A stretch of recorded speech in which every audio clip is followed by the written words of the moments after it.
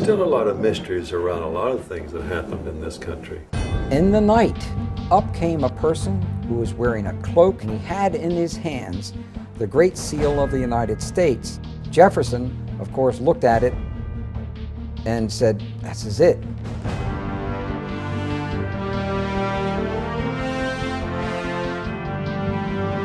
It's a very dangerous thing to reveal the truth, but we have to. Let's go back to really important individuals here. His name is Nicholas Roerich. The truncated pyramid with the all-seeing eye on the top. Nicholas Roerich is the person who is responsible for that ending up on the dollar bill. Franklin Delano Roosevelt was the President of the United States, and Henry Wallace was the Secretary of Agriculture. Now, Henry Wallace was deeply involved in the occult. Roerich to Wallace to FDR to the dollar bill. I was initiated into this very ancient order. Here we are at the Nicholas Roerich Museum. Do you really think it has anything to do with the Illuminati? The owl is the totem symbol of the Illuminati. Yes, because Roerich was the Illuminati. They all seem to have been Masons. His son was murdered. Those who normally get out, they're killed. Hexagrams are used during occult ceremonies when you're summoning up demons. Because we're dealing with Lucifer. And the all-seeing eye of God is one of the emblems that the Freemasons use. He said, "You're trying to say that Masonry is evil." I said, "It comes right out of the same pit of hell." Didn't win a lot of friends that day.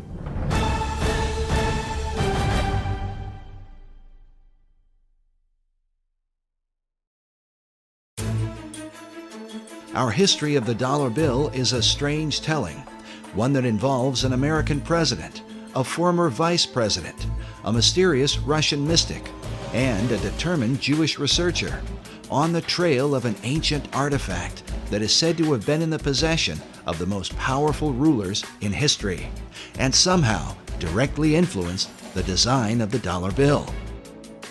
As incredible as it seems, it's believed this mysterious object could mark the beginning of Armageddon.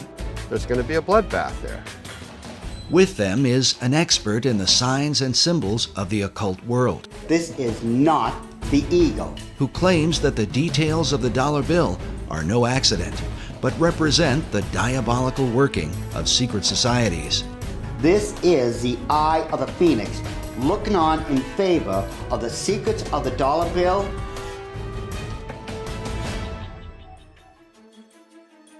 Most debates about the design of the dollar bill usually involve the founding fathers of America, but it's important to remember that they only designed a Great Seal. There are many details to the dollar bill that go far beyond the seal itself. The Great Seal was developed through 3 committees, involving a total of 14 men. But in the end, the work was submitted in June of 1782 by essentially one man, Charles Thomson. What is little known is that while Thomson presented a preliminary sketch, his final design was submitted to Congress only in the form of a written description. Looking at the rough drawings Thomson put together with artist William Barton, it becomes clear that many of the specific details of the seal, as we know it today, were added later on. For example, above the head of the American eagle are 13 stars that form a 6-pointed hexagram. While Thomson's description called for the 13 stars, their hexagram formation was not part of his original description and is not present in the earliest realizations of the design. The hexagram seems to have been added in the 20th century. The nature of the Great Seal is so mysterious that some believe that it came from a supernatural force. An account recorded by Dr. Robert Hieronymus in his book, Founding Fathers, Secret Societies, says that the Great Seal was given to Thomas Jefferson by a mysterious cloaked figure. I love that story. The Founding Fathers were trying to get the Great Seal of the United States designed. They needed to to have a design for the Great Seal to represent our nation. And Jefferson went outside in the night, and up came a person, an individual who was wearing a cloak, whom he couldn't totally see, and he had in his hands the Great Seal of the United States. And he basically said, or this being said, you know, you're struggling over the symbol for our nation? Here it is. The account reads that Jefferson told a strange story. A man approached him wearing a black cloak that practically covered him, face and all, and told him that he, the strange visitor, knew they were trying to devise a seal, and that he had a design which was appropriate and meaningful. Jefferson, of course, looked at it, according to this story, and said, this is it. This is it. He knew it was it, and it was right. So he supposedly came running back into whatever, whether it was a tent or whatever it was, and he showed it to other individuals, and he told them about, they met this person outside. Of course, they went outside to go to find the guy, and he's gone. So supposedly we'll never find out who designed the Great Seal of the United States. While Dr. Hieronymus admits that he is skeptical about such stories, there are others who claim to believe them to this day. Perhaps it has something to do with John Adams, who was on the first seal committee with Thomas Jefferson. According to the written account, John Adams was there when this bizarre event took place. Oddly enough, the Adams Memorial in Washington, D.C. is adorned with this mysterious cloaked figure. Perhaps it's just a coincidence. The first historical account of the Great Seal's design was written by a 19th century American Army officer named Charles A.L. Totten. In his book on the secret symbols of the dollar bill, Masonic author David Oveson writes that Totten equated the birth of the United States with the beginnings of what he called the New Atlantis, a title given to a work by Sir Francis Bacon, one of the mysterious financial backers of the Virginia colony. Oveson goes on to write that the Great Seal and the dollar bill represent the most extraordinary example in history of the public evolution of a magical design. Even as Sir Francis Bacon and his contemporary, Dr. John Dee, were said to be in contact with the spirit realm, there are those who believe that it is this dimension that has been guiding the course of America and the so-called evolution of the dollar bill.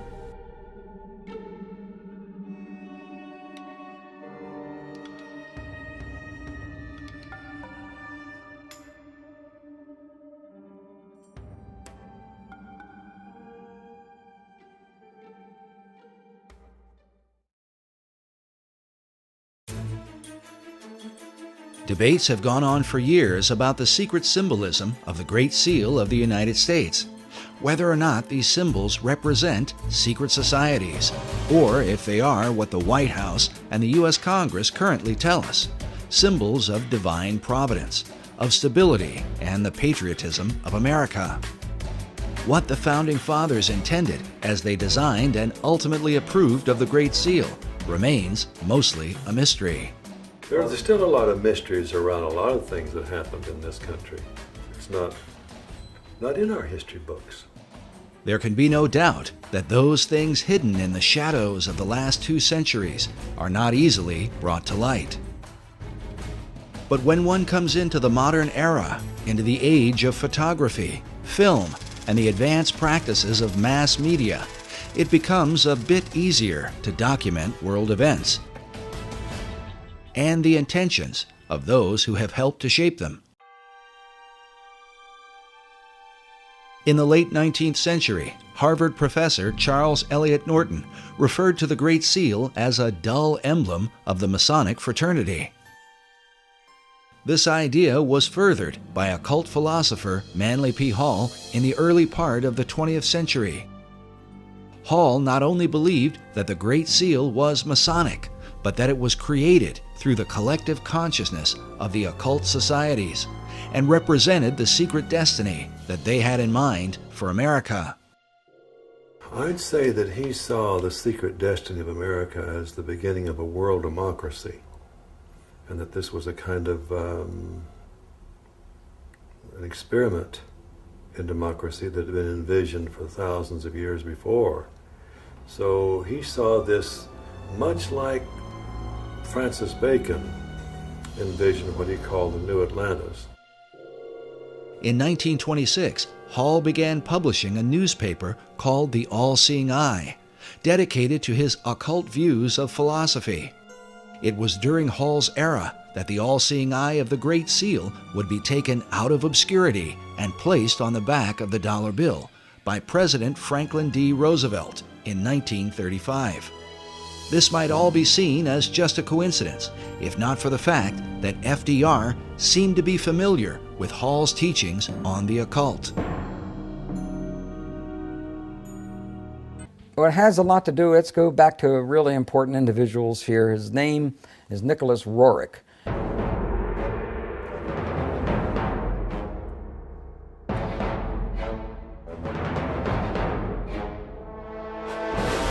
And Nicholas Roerich was a very advanced spiritual soul with considerable vision. Nicholas Roerich was also a Rosicrucian. He was also a member of other secret societies. Roerich was a Russian painter and mystic who was deeply involved in theosophy and the teachings of Madame H.P. Blavatsky. He is famous for his travels into Tibet and the Far East in search of the legendary kingdom of Shambhala. But what was his relationship to FDR's Secretary of Agriculture? I believe that Nicholas Roerich was a spiritual teacher, not a supreme spiritual teacher, but was a teacher of Henry Asgard Wallace. Roerich was considered not only a teacher, but a spiritual mentor and guru to Henry Wallace. It's believed that Wallace recommended the Great Seal to FDR because of the mystical influence Roerich held over him. The dollar bill was approved with the all-seeing eye and the truncated pyramid with the all-seeing eye on the top of the because of Nicholas Roerich. In the book, Tournament of Shadows, the authors document much of the activities and influence of Roerich during this period. They write that Roerich's influence was suspected in the adornment of the $1 bill, with a verso of the Great Seal showing a pyramid crowned by an all-seeing eye. The story of Wallace's role with FDR is told by the State Department in an official history called The Eagle and the Shield, a history of the Great Seal of the United States. Henry Wallace, while sitting in the State Department, found a booklet on the Great Seal of the United States. Wallace recollects that day in letters he wrote in 1951 and in 1955. He says, turning to page 53, I noted the colored reproduction of the reverse side of the seal. The Latin phrase Novus Ordo Seclorum impressed me as meaning the New Deal of the ages. If in terms of the dollar, if there's a code about the New World Order, I think that they jumped a few decades from the New Deal, because the Novus Ordo Seclorum can be translated to the New Deal in English as easily and readily as to the New Order or the New World Order. Initially, Wallace envisioned the Great Seal appearing on a coin. He took the idea to President Roosevelt. So when Henry Wallace saw this booklet and saw this pyramid in the eye and the triangle, he was a Freemason. He was a member of a secret society. Immediately he said, whoa, what a symbol to have and not use. Let's use this. So it was he that went to the president, FDR, and FDR, being a Freemason, looked at those symbols and said, hey, yes, wow, this is, that's the New Order of the Ages. What's the New Deal? He actually thought, to a degree, that the new Novus Ordo Seclorum was the New Deal. Wallace wrote that Roosevelt, as he looked at the colored reproduction of the seal, was first struck with the all-seeing eye, a Masonic representation of the great architect of the universe. Next, he was impressed with the idea that the foundation for the new order of the ages had been laid in 1776, but that it would be completed only under the eye of the great architect. Roosevelt, like myself, was a 32nd degree Mason. He suggested that the seal be put on the dollar bill rather than a coin, and took the matter up with the Secretary of the Treasury. The Secretary of the Treasury at the time was Henry Morgenthau. And he talked to Henry Morgenthau, who was the Secretary of the Treasury, and got him convinced that we should put this esoteric emblem from the back of the Great Seal of the United States onto the back of the dollar bill. This really symbolized the fact that now the esoteric influence dominated the American government. And Morgenthau, the Secretary of Treasury, wrote extensively about this point, and he said there's some strange cabal, some mystical order behind the scenes, calling shots on the artwork that appears now on our dollar bills. He had to approve it, and he later had found out that this was all Henry Wallace's. It was all based on Henry Wallace's relationship to Nicholas Roerich. Nicholas Roerich is the person who is responsible for that ending up on the dollar bill. The stone is said to be the pillow stone of Jacob, upon which he had his dream of a ladder that stretched from earth to heaven, with the angels of God ascending and descending on it. The ladder itself is a recurring symbol in secret societies, especially Freemasonry. Master Mason Albert Pike wrote extensively of Jacob's Ladder in his book, Morals and Dogma, and even suggests that Jacob's Ladder may in fact have been a pyramid.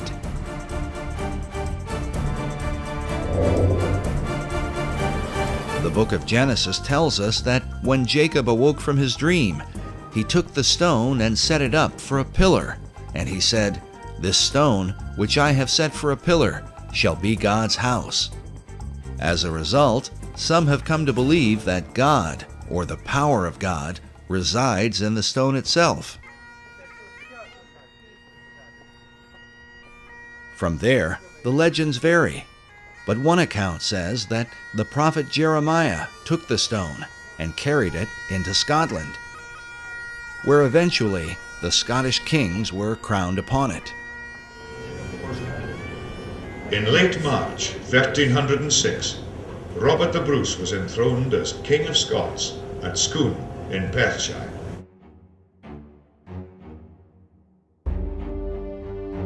An old Scottish poem says, "Except old seers do feign, and wizard wits be blind, the Scots in place must reign, where they this stone shall find." Eventually, the stone was kept at Scone Palace and was hence called the Stone of Scone. To this day, the Scots also call it the Stone of Destiny. In the year 1296, King Edward I of England captured the stone, and it was taken to Westminster Abbey for the crowning of English monarchs. In this picture, you can see the stone itself in the compartment beneath the coronation chair, a chair that was specifically built to house the Stone of Destiny. The last monarch to be crowned upon it was Queen Elizabeth II in 1953.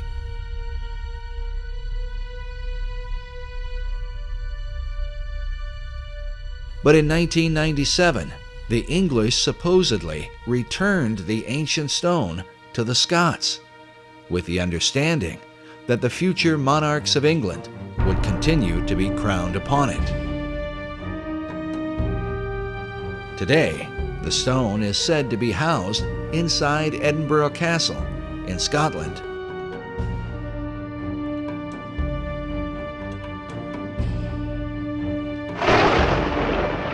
There is even a self-guided tour where visitors can view the Stone of Destiny, along with the Honours of Scotland, the crown jewels of Scottish royalty. According to the tour guide we spoke with while there, this is the legendary stone. But if this is true, then how could the stone have ended up inside a casket in the hands of Nicholas Roerich? The answer, given by Buff Perry and others, is that the stone currently at Edinburgh is a fake. The stone of Scone, because the one that's actually in Edinburgh Castle is a fake, and most Scots know it. Because once the English came and stole it once, they were never going to be stolen again. So the one that's actually in the castle is not real.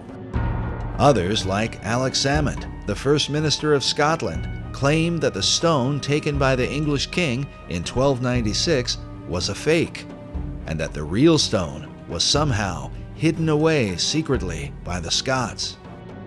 Exactly where the real Stone of Destiny is today, and how it may have changed hands over the centuries, continues to be a matter of debate. Nevertheless, its importance is recognized by nearly all occult societies in the world today. It is the foundation stone of all history. It's also called the Philosopher's Stone. It has the lapis exilis in the Grail literature cycles that came out of Chrétien de Troyes and Wolfram von Eschenbach. Wolfram von Eschenbach writes in Parsifal that the stone is called the Grail. While the Holy Grail is traditionally thought of as the cup of Christ, those involved in secret societies believe that the original and oldest form of the Grail is the Stone of Destiny, written of by Wolfram von Eschenbach in his Grail legend, Parsifal. And he calls it lapis exilis, which is a way of saying the exiled or wandering stone.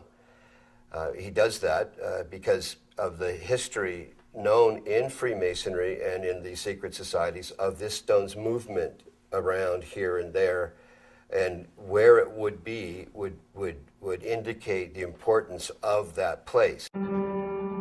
The stone, mentioned in Eschenbach's Grail legend, is a green stone that some believe is similar to a type of meteorite known as moldavite. This description is said to have been confirmed by Nicholas Roerich while he claimed to have the stone in his possession. The secret societies believe that this stone, that supposedly fell from heaven, empowers that person or place of its location. And it has to do with the secret history of America and why that stone arrived here, who brought it. As we showed earlier, Dr. Obadiah Harris referred to it as the foundation stone of America. What is the significance of the foundation stone of America? Well, the foundation stone is really about what America is about, and also what England seems to be about. And so it's really, it implies the great mysteries that was contained in the great mystery schools and of those who had this vision. Was it this mystery school vision that guided FDR and his fellow Mason, Henry Wallace, as they set the all-seeing eye of the great architect on the back of the dollar bill? When one considers the repeated use of the word destiny by Manly Hall, who wrote of the secret destiny of America, along with FDR, who had knowledge of Hall's library and who said that Americans had a rendezvous with destiny. And then Henry Wallace, who referred to America itself as the land of destiny. It only makes sense that such men would have taken an interest in the Stone of Destiny. That Henry Wallace had an interest in seeking the Holy Grail is proven by the letters he wrote to Nicholas Roerich. As a Freemason, he would have seen an occult connection with America. since the Stone of Destiny is said to have come from heaven to earth, from the dog star Sirius. It seems clear that their secret mission had to do with creating a one-world order through the League of Nations and by supporting the New Deal, which both FDR and Henry Wallace believed was the new order of the ages. It was during FDR's administration that the National Archives building was completed, with the figure of what appears to be a perfected man carved upon it. The figure is called Destiny. With the word destiny used repeatedly by the key figures who influenced the dollar bill, FDR, Wallace, and Manly Hall, is it possible that they all believed the Stone of Destiny had come to America through Nicholas Roerich? But exactly what destiny they had in mind for America and the world must give us pause when we consider the full history of the stone. According to an ancient legend, the stone that fell from heaven is a jewel that was cut from the crown of Lucifer himself.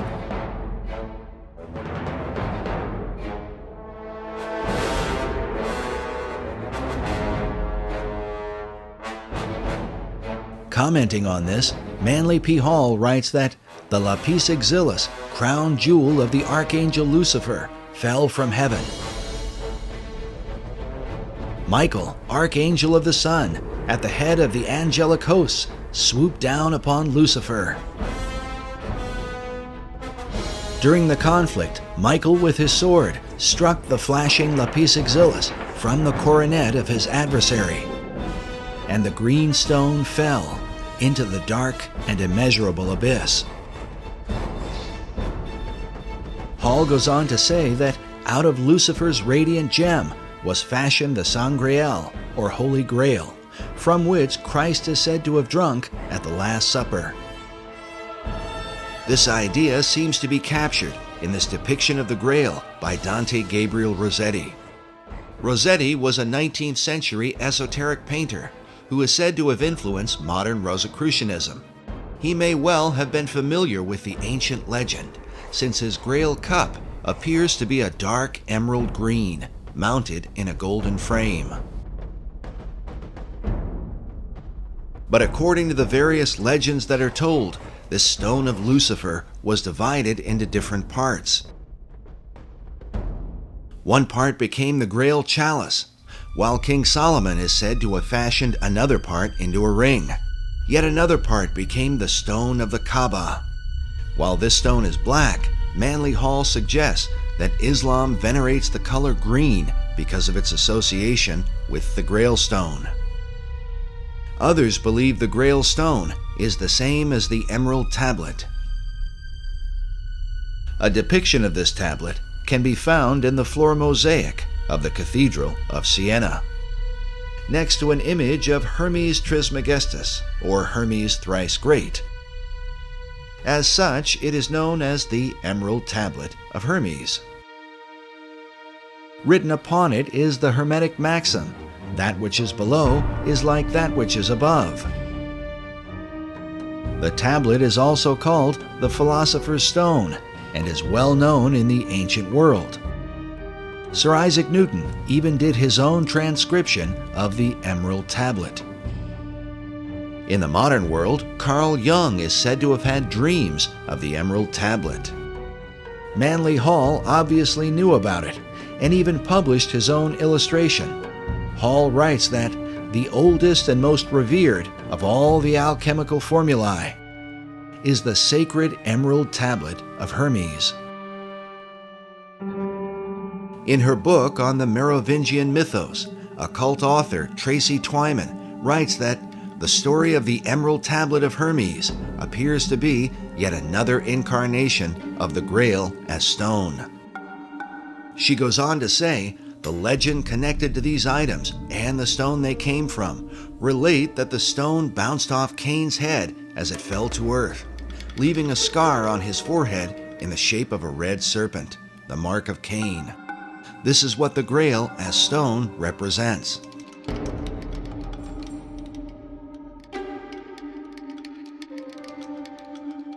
Meanwhile, Nicholas Roerich called his stone a Chintamani, an example of which is shown in this image of a Buddhist figure who holds a greenish Chintamani stone in his hand. While the legends of these stones vary and researchers often disagree, it is curious that both Roerich and Manly Hall use the same variant spelling of Eschenbach's term for the Grail stone. Eschenbach wrote lapsit exilis rather than lapis exilis. In each of their writings, both Roerich and Hall used the term lapis exilis. This might be written off as mere coincidence, if not for the fact that Hall was meeting with Roerich in the upper penthouse of the master building. This suggests that they had the same understanding of the stone. Furthermore, both men were involved, along with Henry Wallace, in the theosophical teachings of Madame H.P. Blavatsky, who openly asserted the ancient Gnostic belief that the true God is Lucifer. As such, for Roerich to have a piece of Lucifer's gemstone would have had great significance. Dr. Obadiah Harris explained to us the importance of Madame Blavatsky to Manly Hall and to his writings about the founding and destiny of America. There's another important lady over here that Mr. Hall wanted to honor, and that is Helen Blavatsky, a Russian woman. By the way, her little house in Russia, and I understand now, is a National Museum. But in the early days, he wanted to pay tribute to her contribution, and she was the co-founder of the Theosophical Society, whose headquarters now is in India. She wrote Isis Unveiled, The Secret Doctrine, and it is said, I don't know if this is true, but she died in 1891. Manly Hall was born in 1901, but it is said that he had read The Secret Doctrine by the time he was 12 years old and understood it. So there's a feeling that Manly Hall had a bond with this woman, a kind of spiritual bond, and that when he wrote Secret Teachings of America, he was really writing the next book for her secret teaching, secret doctrine, that he was taking it farther, and he did. So he felt that in her was a kind of something of the isthmus of the spirit that gave birth to the Philosophical Research Society. If what Dr. Harris says is true, then Hall founded his entire society on the Luciferian doctrines of Madame H.P. Blavatsky. Well, Manly Hall, of course, really was one of the leaders of this whole world esoteric movement for probably 70 years or more. And he wrote extensively about the ancient mysteries, and he eventually joined the Masons and, of course, moved up very rapidly to 33rd degree Mason, and then to the upper levels of Masonry, which are truly into the Luciferian, which most Masons have no idea even exist. In his writings, Hall said that when the Mason learns the mystery of his craft, the seething energies of Lucifer are in his hands. This quote comes from the book The Lost Keys of Freemasonry that was first published in 1923, the same year the casket had been delivered to the Roerichs in Paris. The Luciferian Freemasonry described by Hall could very well have been known by such Masons as Henry Wallace and FDR, especially if FDR was so familiar with Hall that he sent emissaries to Hall's library. Also consider that FDR's successor, Harry Truman, a fellow Mason, had Hall's books on his shelves. And certainly, Manly Hall's view of Lapis Exilis as the gemstone of Lucifer would not likely have escaped the attention of Nicholas Roerich.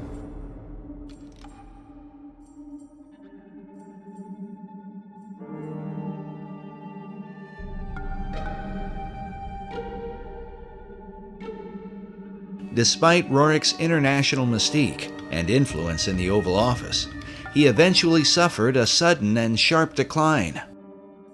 While searching for seeds and grasses for the Department of Agriculture, he was also heavily involved with the politics of Central Asia.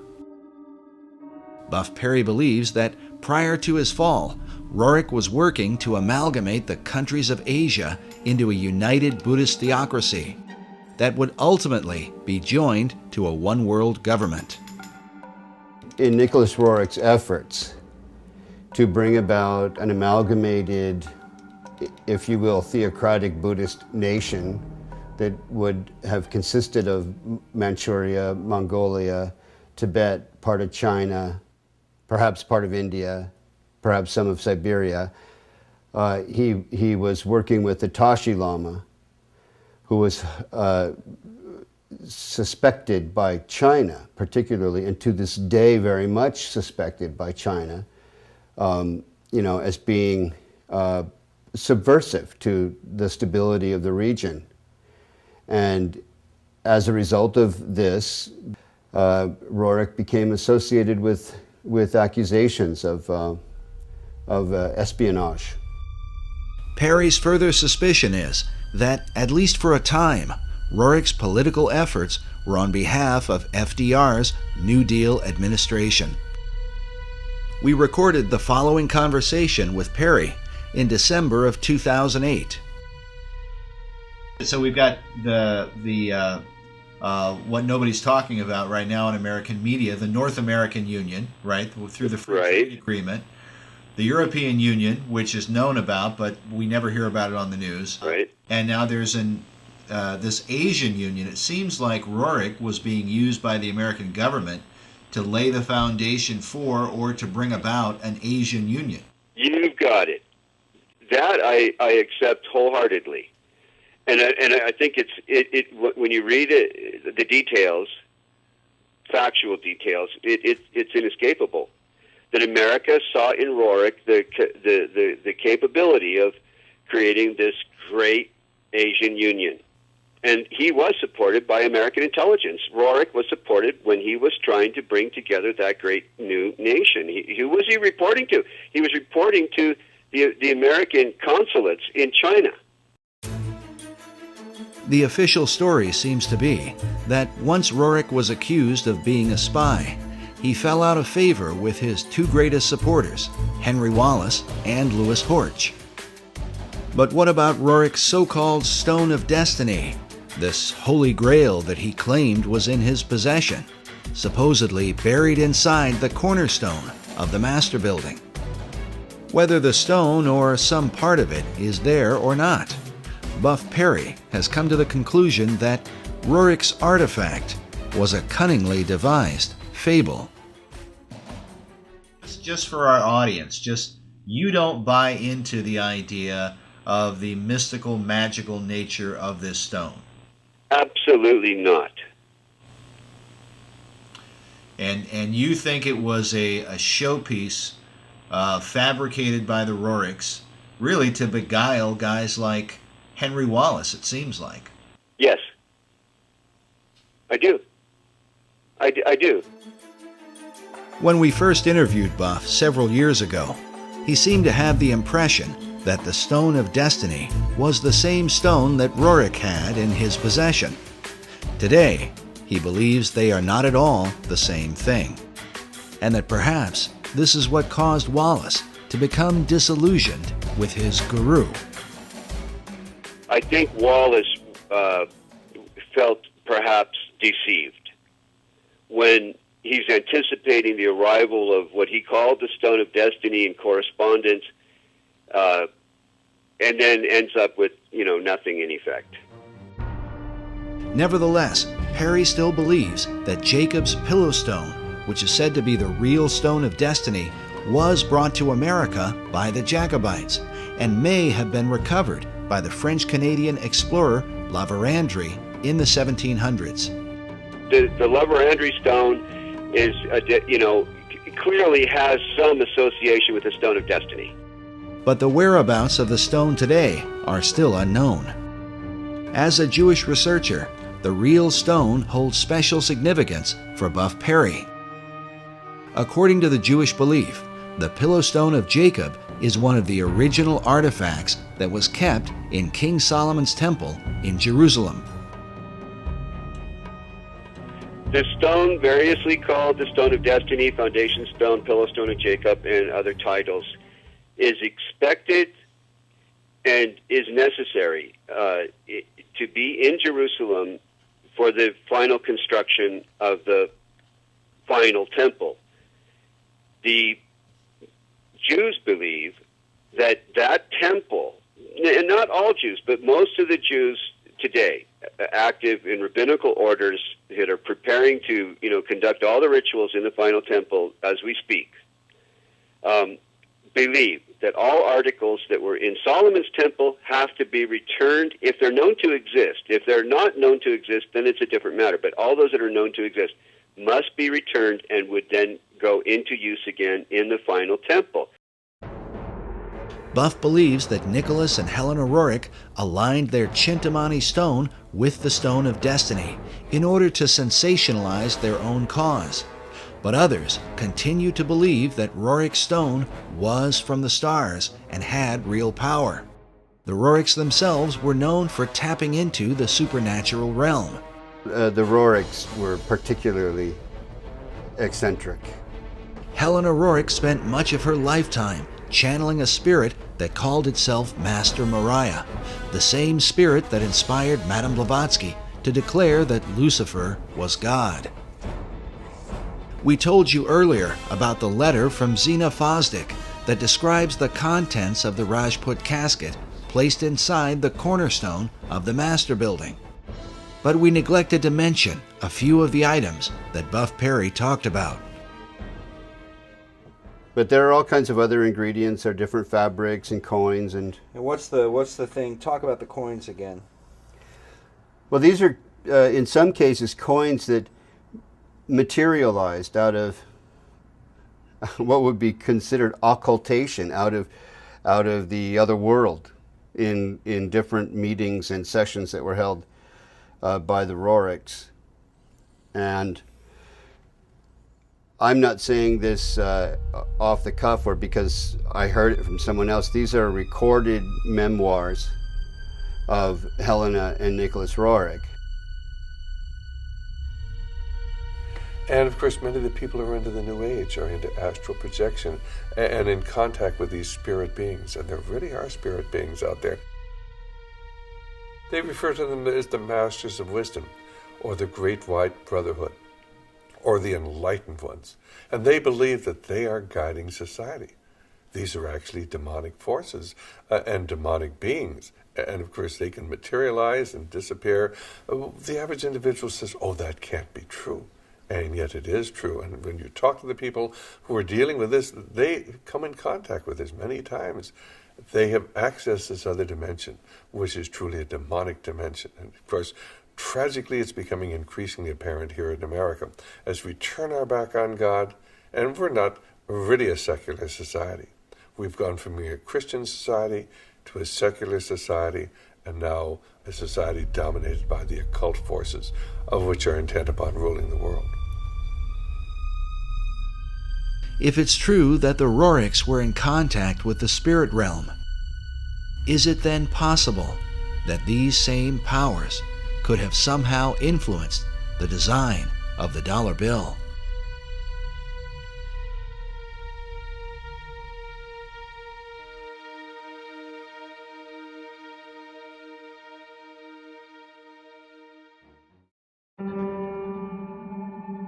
While the history surrounding FDR's administration is disturbing, there is said to be a darker level, and one that is openly satanic in the design of the dollar bill. These allegations begin with a group founded in Bavaria in 1776, known as the Illuminati. The order was founded by a man named Adam Weishaupt, with the alleged purpose of perfecting society. The symbolism of the dollar bill, Adam Weishaupt, do you really think it has anything to do with the Illuminati, in your opinion? Is the Illuminati to be defined as Freemasons and Rosicrucians and other secret society members? If that's the case, then yes, I believe the symbol on the dollar bill, the truncated pyramid, is directly related to the Illuminati because Roerich was the Illuminati.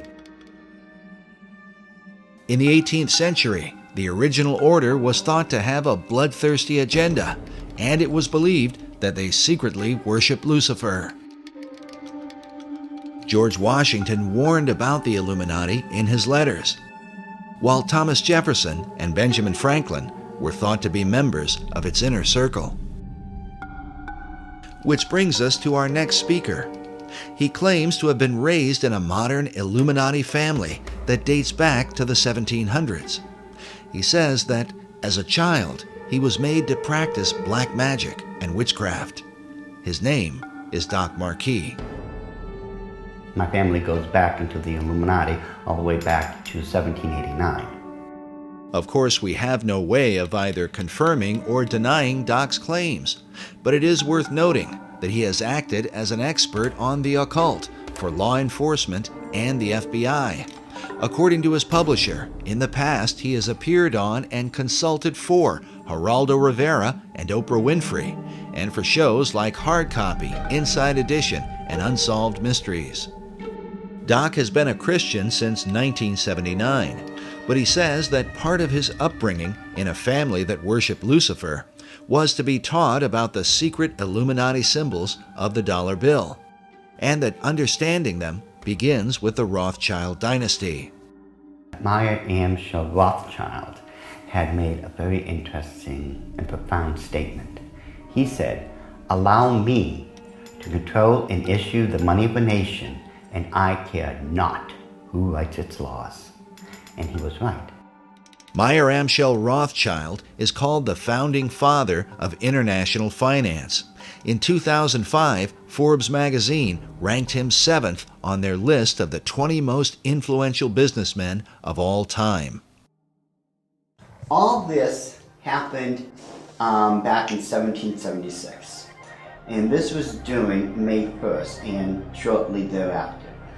The significance behind that is that on May 1st, 1776, Dr. Adam Weishaupt, who was a defunct Jesuit priest, who was given the chair of the professorship of religious studies at Ingolstadt University, was approached by Meyer Amschel Bauer, who would later change his last name to Rothschild, along with 12 of his most financially influential friends. They knew Weishaupt at that particular time was not only a genius when it came to the occult world, but Weishaupt also had an axe to grind, because it was the Catholic Church that just recently defrocked him. He was no longer a Jesuit priest, and he was going to send a message to them, to the monarchies of Europe, and to all other people who would try to have their will over his.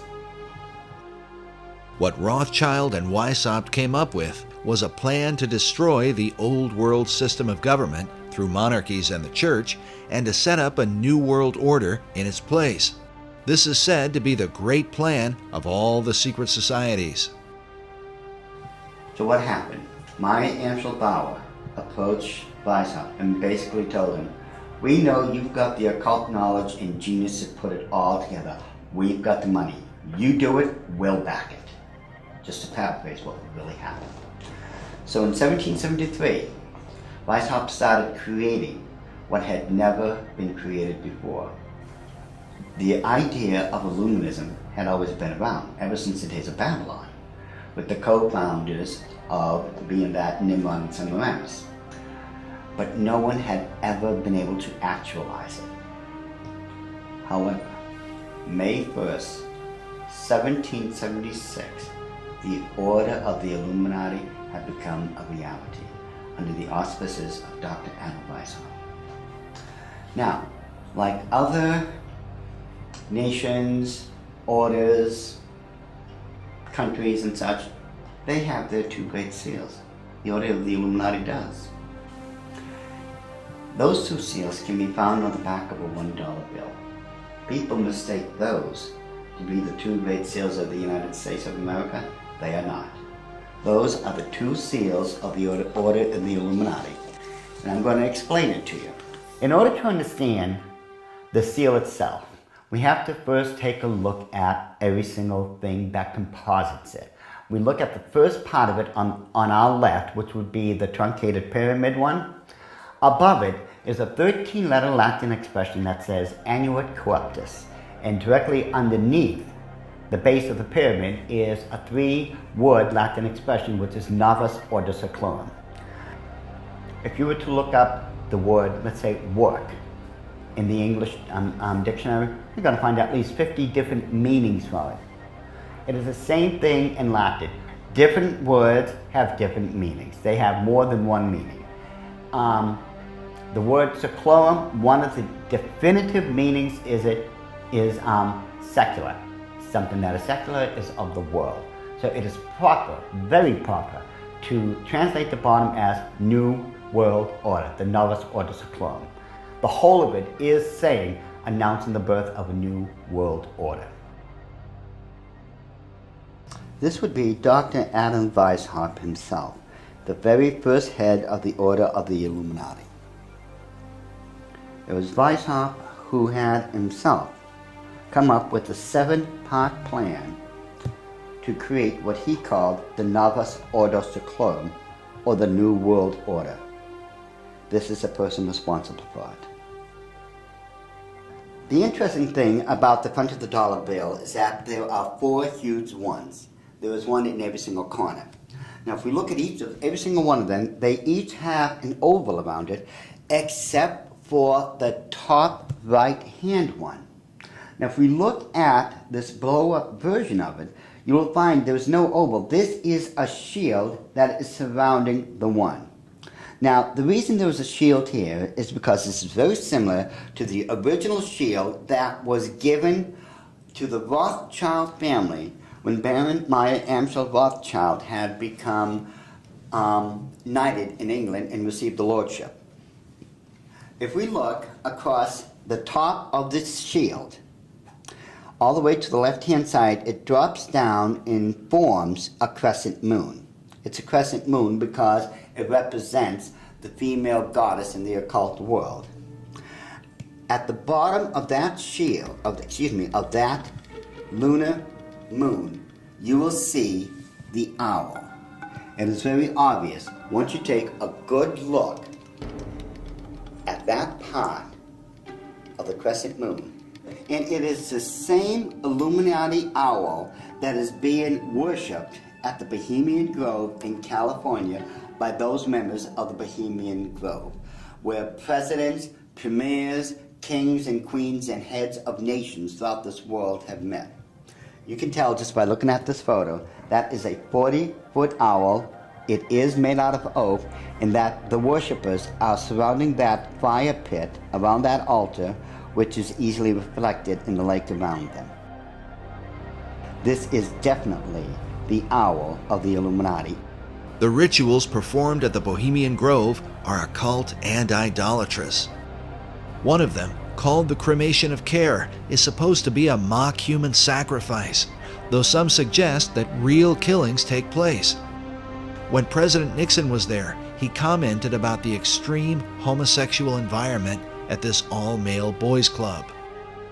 Among other powerful American leaders who have been spotted at the Grove are Ronald Reagan, Dwight Eisenhower, Jimmy Carter, Newt Gingrich, and George Bush Jr. and Sr. Now when we take a look at the O, it is actually, occultically speaking, the shape of the Ouroboros, the snake that's going around in a circle, devouring itself. This O is actually the eye in this lady's face that they want to look at. This is the O. Now, what's in the center of this O? You take a good look. It is the exact same owl of the Illuminati that we saw on the back of the $1 bill.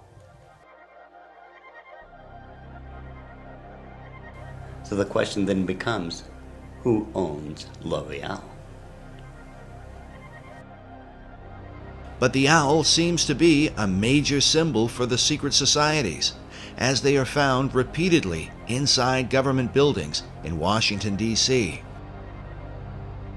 And a giant owl figure is even seen in the street design, with the United States Capitol in the midst of it.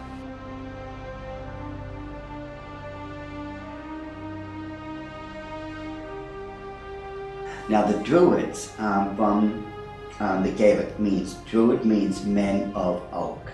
These people worshipped creation among other things, but their sacred symbol was the owl because the ancient god of magic and of the hunt was Pallas Athena. Her bird was the owl, and that owl represented wisdom. It always has. Pallas Athena was also the goddess figure who was said to inspire Sir Francis Bacon. But now look at this owl seal at the Bohemian Grove, where it says, "Weaving spiders come not here." While the line is taken from Shakespeare's Midsummer Night's Dream, could this also be a veiled reference to what seems like a spiderweb design that forms the background of the dollar bill? Are there additional secrets hidden there? Now, I'm sure you've heard of a Rorschach smear, or the Rorschach ink blot test, as created by Dr. Rorschach himself.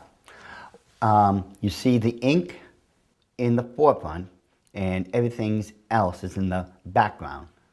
This way your subconscious mind is supposed to pick up on what's on the foreground, and you're supposed to be able to tell what you are subconsciously seeing.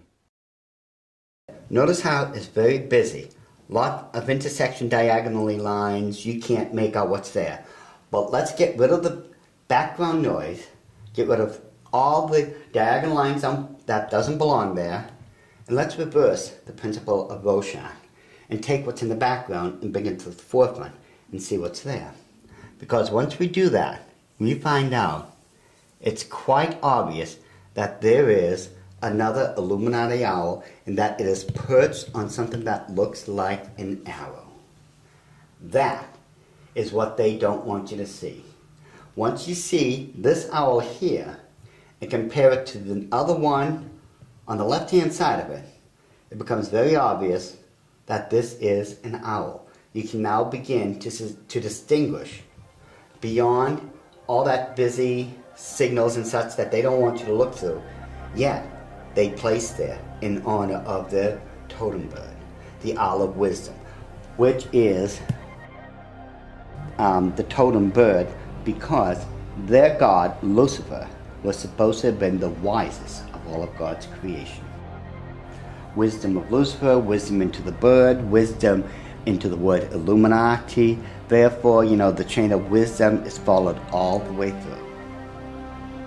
All right, now, did they teach you this in the Illuminati? Yes.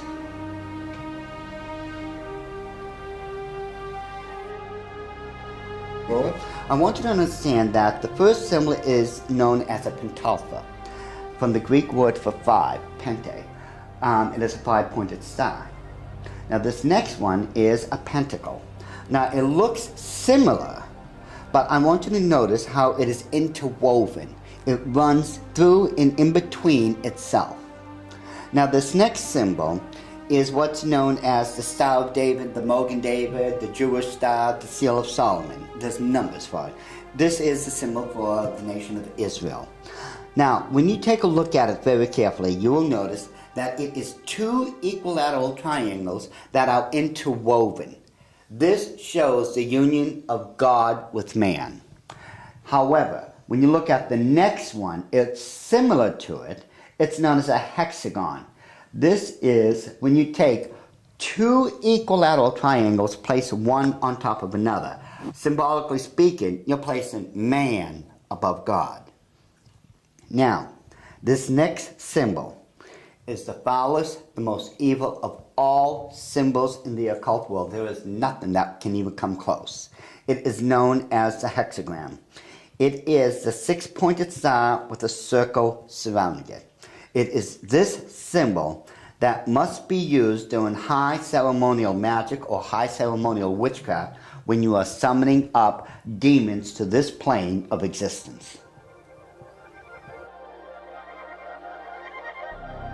The use of the hexagram is said by Doc to be very symbolic and seems to represent the occult concept of a Christ figure, just as the Maitreya was for Nicholas Roerich and Henry Wallace. But what Christ do they mean?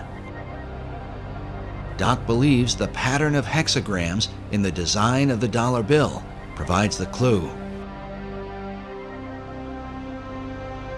If we take a look at the 13 stars directly above the head of the eagle and connect the dots, you will see where the very first hexagram is located. And if you notice that surrounding the hexagram is the 28 guidelines that make a circle. Now, inside every single point, the 6 points, is a star. There are 6 of them. They surround now the 7 stars. Remember, 6 is the number of man, 7 is the number of God. Now, it is man that is surrounding God or is placed above God.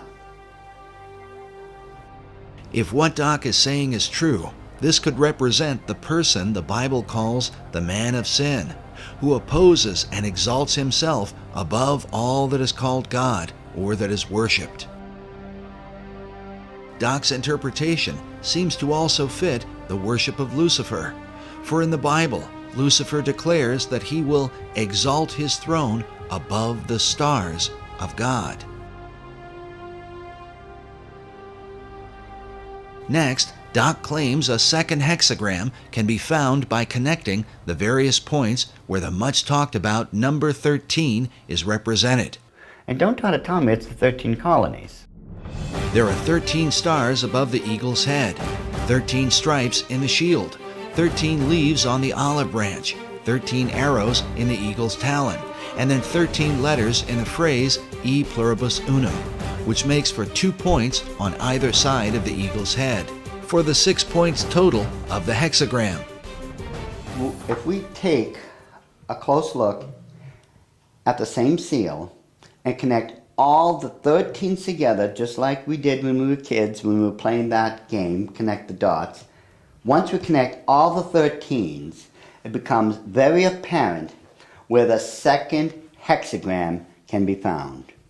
In this one, which is very obvious, already comes with a circle around it.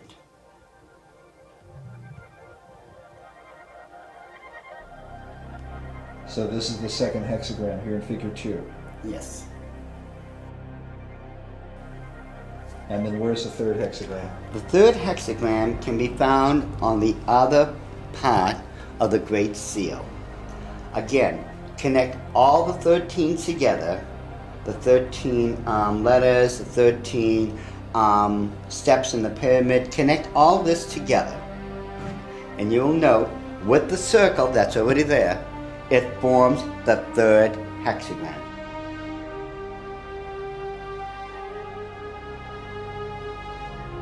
In other words, a 6, a 6, and a 6.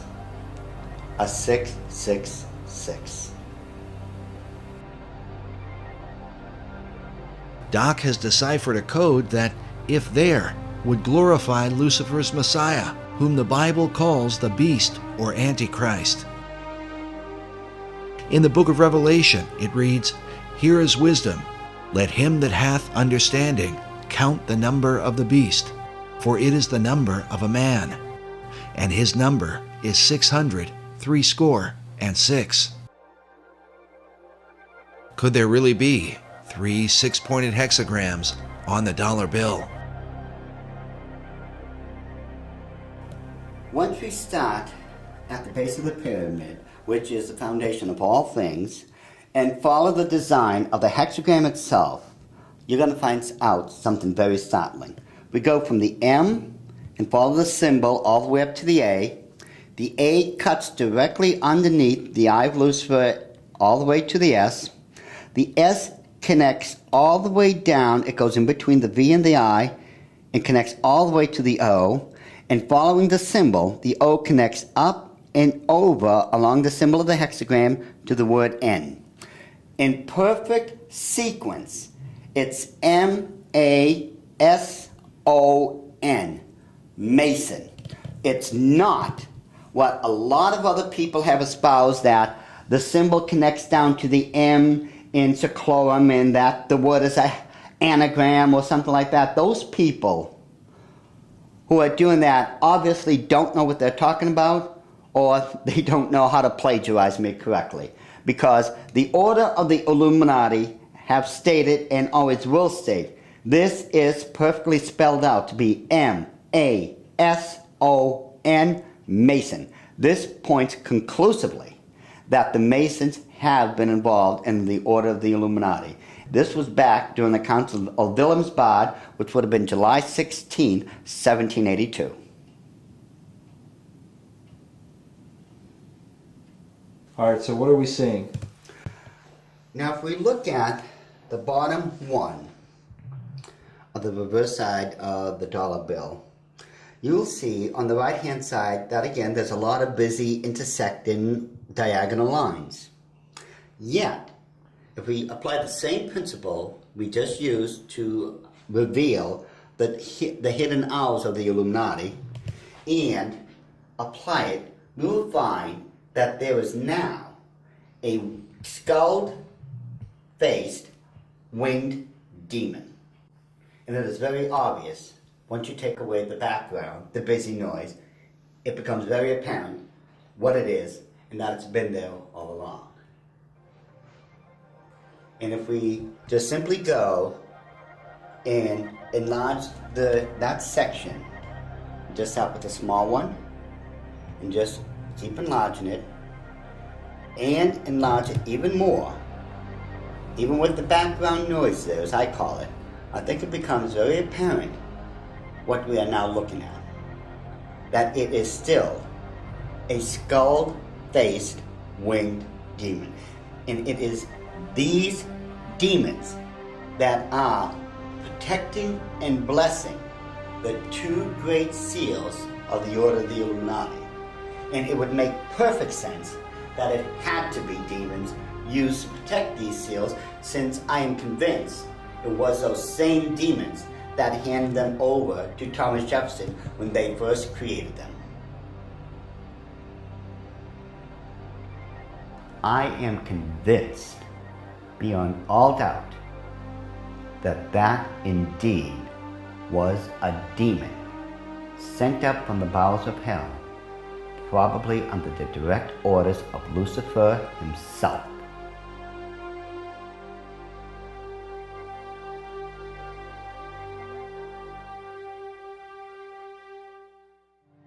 Doc Marquis makes it clear that he is no longer involved in the occult, and that since becoming a Christian, he has dedicated himself to warning others about the activities of the secret societies that worship Lucifer. I've been doing this now since the late 70s, when I first left the Order of the Illuminati, and that's when, at that point, I had become a born-again Christian. At that time, I realized what I had been doing all along. Maybe in my own way of trying to make up for what I had done, and I've done a lot of heinous things in this life, I begin to wonder if I'm not trying to make up or atone for some of those things I had done. And I know in my heart of hearts that as a born-again child of the King, my sins have already been bought and paid for. But still, there's just that part of me that still feels so guilty about everything I've done. So it could be in my own way, and I'm somewhat convinced that in my own way, I'm still trying to make up for all those crimes I was guilty of when I was in the Illuminati. Doc makes it clear that he believes demonic forces were behind the design of the dollar bill, and are working through secret societies. One of them is the Order of the Eastern Star, the female chapter of Freemasonry, whose icon is an inverted pentagram, a symbol associated with the satanic goat of Mendes. Ed Decker told us a story about a woman he once counseled who was involved in this society. I got a call one day after I had published a book on it, and a little book called The Question of Freemasonry. And in that book, I had, on one page, is the actual goat of Mendes. The goat of Mendes is a very significant symbol, since it was designed by 19th century French magician Eliphas Levi, without question the most influential occultist of the last 200 years. In his books, Levi glorified Lucifer and Satan, and his writings were quoted extensively by every major occult leader, including Albert Pike, Madame H.P. Blavatsky, and Manly P. Hall. Now listen carefully to Ed Decker's story. I got a call from someplace back in Pennsylvania, New Jersey, and this is years ago. And a lady called me up and she said, "I want to talk to you." She said, "I received a copy of your book. I am the head of the Eastern Star for my state." And she said, "Every time I go to another area of the state to do the induction of the leadership of the local chapters of the Eastern Star, I have these bad dreams, and it's like this demon comes in and attacks me in my bedroom, and it's this evil, evil thing. And it was beginning to bother me, and someone mentioned to me that, you know, the Masons and the stuff that they do isn't really godly. You might want to study it a little bit." She said, so she told me that she went to a Christian bookstore and asked them if they had anything on the Eastern Star or Freemasonry. And the lady said, "You know, in the mail, I had just gotten this booklet. It's called The Question of Freemasonry by this guy, Ed Decker." And she said, "I opened the book, I opened it up to the page, it just opened to the page that you have the goat of Mendes on there. And I looked at that, and that's the demon that's been coming into my room and attacking me when I'm going around the state and doing the inductions of the ladies of the Eastern Star."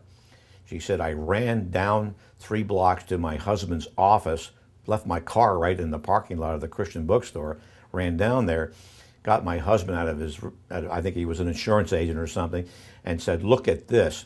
They left there, went home, read the book, got on their knees, confessed it as sin, renounced it, and had that thing taken off their back. And from that time on, all that heaviness left her.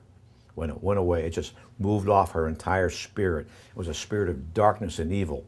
And it was the goat of Mendes, the same thing that's on the Medal of Honor, the same thing that's built into the Capitol and the Mall and the White House, built in there. It's the same evil spirit."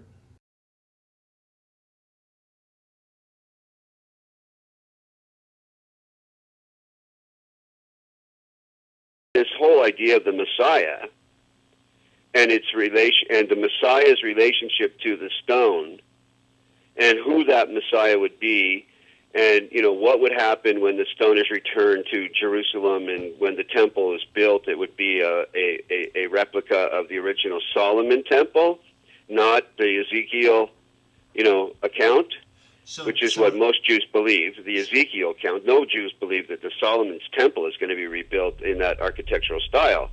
But the Masons believe, if I understand them right, that when that stone finds its way to Jerusalem, it's one of the last items necessary, and that there are certain rabbinical orders that I've met today that are anticipating its return. Once it returns, then they proceed with a blueprint to take the Temple Mount and put up what they consider to be the final temple that Ezekiel described. But the stone it's all pivotal upon the return of this stone, because Solomon brought that stone in the traditions and legends in Judaism into his original temple, and upon it the incense was burned in the fire pan. According to Masonic author David Oveson, the word dollar comes from the German word Taler, While there are many taller designs, one in particular is mentioned, with the image of Jesus Christ crucified on one side, while the reverse bears the image of a serpent on a cross and a reference to the book of Numbers from the Old Testament. In this account, the children of Israel had complained against God. The scripture says, "And the Lord sent fiery serpents among the people, and they bit the people, and much of the people of Israel died." When they repented, God commanded Moses to erect a bronze serpent upon a pole, saying that everyone that is bitten, when he looketh upon it, shall live. In the New Testament, Jesus made reference to the bronze serpent as a picture of his crucifixion. He said, "As Moses lifted up the serpent in the wilderness, even so must the Son of Man be lifted up, that whosoever believeth in him should not perish, but have eternal life." Some believe that the serpent cross is the original inspiration for the American dollar sign today. While the image of the bronze serpent holds a very particular meaning for Christianity, David Oveson explains that Kabbalists and alchemists find an interesting parallel in the Hebrew gematria. The Hebrew word for the serpent of Moses is Nakash, which means the shining one. The numerical gematria for Nakash is 358. This is also the numerical equivalent for the Hebrew word Mashiach, or Messiah. Oveson claims that these numerical equivalents allowed magicians to draw a connection between the brazen or bronze serpent and the Messiah. But exactly what Messiah do they mean? The phrase e pluribus unum, or out of many, one, appears in the banner held in the mouth of the American eagle. The word one appears a total of 7 times on the dollar bill. Oveson writes, "In magical numerology, the number 7 is regarded with a special veneration. Certain texts that deal with the meanings of numbers insist that 7 stands for the complete temple." The temple he refers to is the ancient temple of God, built by King Solomon in the city of Jerusalem. Oveson goes on to say that the concept of a complete temple is symbolized by the unfinished pyramid of the Great Seal, where the symbol of a Messiah figure is also shown with the all-seeing eye, representing the capstone that will one day complete the pyramid. In other words, when the Messiah emerges, then will the temple be complete. But just who this Messiah will be is the subject of intense debate, and the clues to his identity are said to be related to the temple itself. The site of Solomon's original temple at the Temple Mount in Jerusalem is still considered a sacred and holy place. Buildings are sacred in religions. Religious buildings are sacred. So Solomon's temple is sacred. The Knights Templar were specifically named in reference to this ancient site. They were known as the Poor Knights of Christ and of the Temple of Solomon. The Knights Templar lived on the Temple Mount. Today, the Temple Mount has on it the Dome of the Rock and Al-Aqsa Mosque. The Knights Templar had their headquarters in Al-Aqsa Mosque when they were there. So the association between this arcane direction and tradition in Europe with the Knights Templar and the temple of the Temple Mount is direct. The sacred nature of the temple was handed down from the Templars to the Freemasons, who are said to have originated from the ancient knights. Masonic philosopher Albert Pike wrote that every Masonic lodge is a temple of religion. Another Masonic philosopher, Albert Mackey, wrote that of all the objects which constitute the Masonic science of symbolism, the most important, the most cherished by the Mason, and by far the most significant, is the Temple of Jerusalem. The spiritualizing of the temple is the first, the most prominent, and the most pervading of all the symbols of Freemasonry.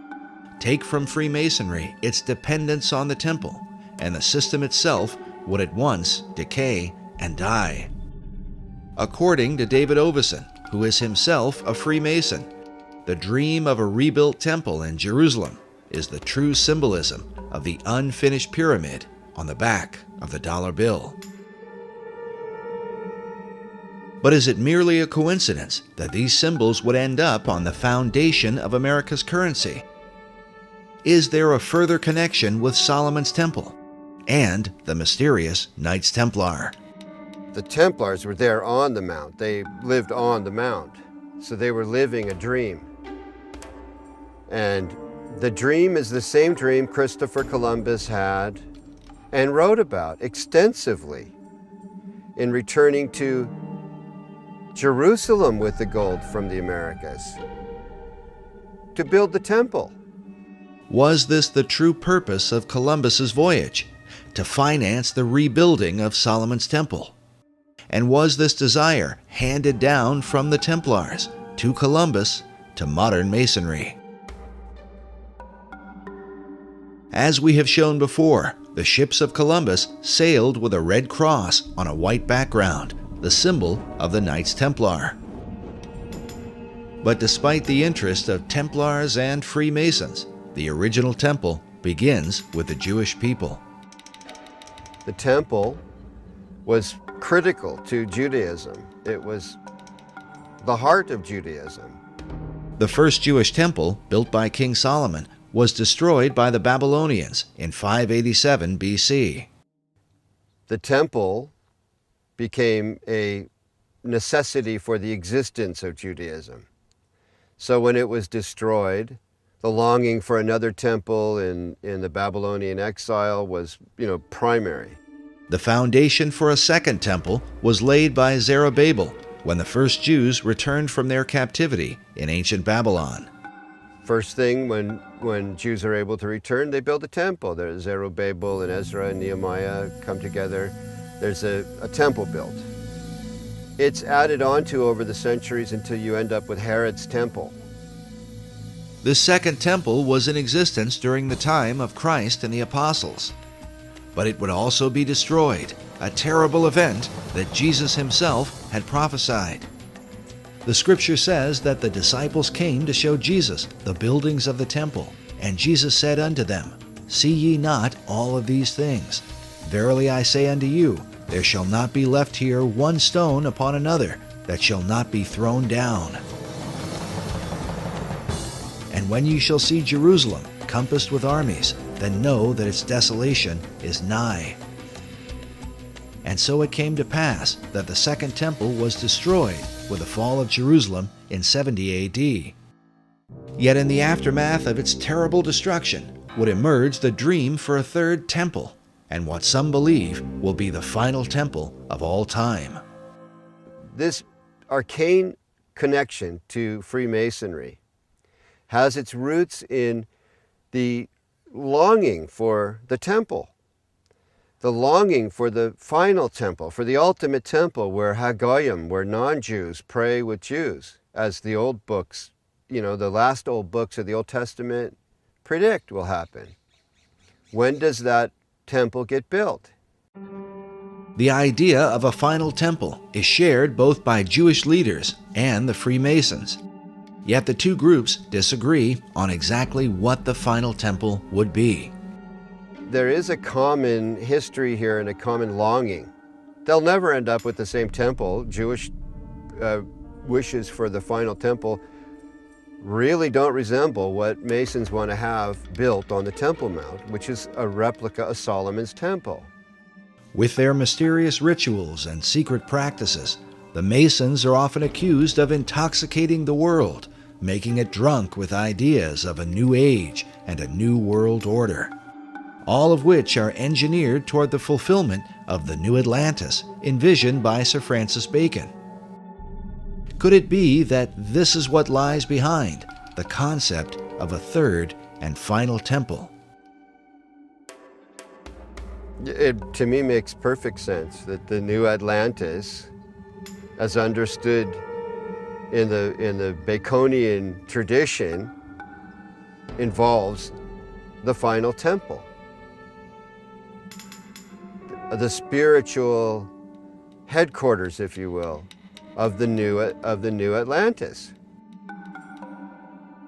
The idea of that temple is central to Freemasonry, the Knights Templar, and of this there is no doubt. They've all expressed it. All these arcane societies have let it be known that this is really ultimately a central goal. They seem to all gravitate toward there being a temple, a need for a temple, except Orthodox Muslims who say, no, we're the last religion. These buildings are fine, thank you very much. Become a Muslim and you can pray in them and hang out on the Temple Mount, which is not going to happen. So that leads to a pretty ugly likelihood. If people who want a temple get their way, there's going to be a bloodbath there. Also, I believe it's spiritual because Satan has always desired God's place. That's why in Masonry you have Jebulon right there on the altar, Baal, the ruler of demons, in the Masonic altar. And Masons are generally, obviously, being deceived.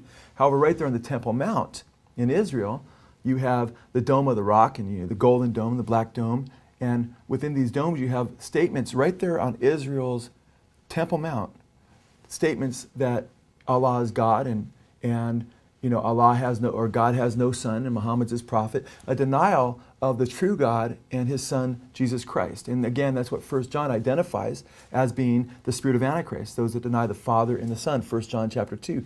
And that's a harbinger of the ultimate Antichrist to come, who's going to sit in the temple of God, showing himself that he is God. So isn't it interesting? Here we have Benjamin Krim speaking of a coming Maitreya, who will rule as the coming Imam Mahdi of Islam. Of course, he can't really rule, and there can't be world peace unless the Jews, in his mind, are annihilated. And by the way, according to Muslim teachings in the Hadiths, when the Imam Mahdi comes, or when the Messiah comes, he will destroy the Jews and the people of the cross. So all of this stuff, incredibly, it fits together just too well. But praise God, because from my perspective as a Christian, Jesus Christ said, when you see these things beginning to take place, lift up your head, for redemption is drawing near. And I believe these are signs that Jesus Christ is coming again. And when he does come, he will defeat the Antichrist, and every knee will bow, and every tongue confess, including Benjamin Krim, including the leaders of Iran and Hezbollah and so forth, whether it's in heaven or on earth or in hell, every knee will bow, declaring that Jesus Christ is Lord in the end. And what will all these things mean for the future destiny of America? According to David Ovison, it was Manly Hall who influenced the placement of 72 stones on the Great Pyramid of the dollar bill, since the number 72 is said to be a magical number in the occult. It was also Hall who taught that the American eagle was a cleverly disguised phoenix bird. In his writings, he documents this account from the 1st century AD.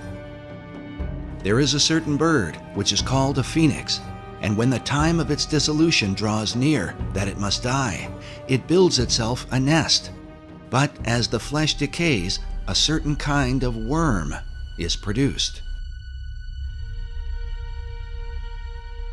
According to this account, it is from this worm that the phoenix is reborn. This concept of a phoenix worm in its nest seems to be represented at the top of this column on a building found in Europe.